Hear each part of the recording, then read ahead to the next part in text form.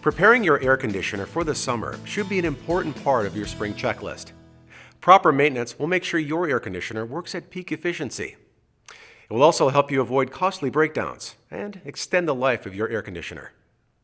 Here are 3 things you can do to get your AC ready for summer. First, replace your furnace filter. Why? Your AC uses the same filter as your furnace. A dirty filter will make your AC and your furnace work harder, which means they'll be less efficient. Not to mention a clean filter means cleaner air in your home.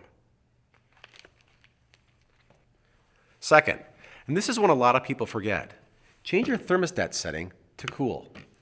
This is also a good time to reprogram your programmable thermostat to adjust temperature settings and cooling times to your schedule.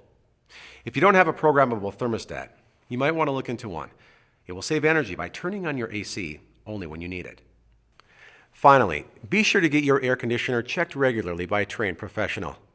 He'll make sure the refrigerant is at the right level and the electrical and mechanical components are operating safely and at peak efficiency. If you'd like us to help you get your AC ready for summer, give us a call.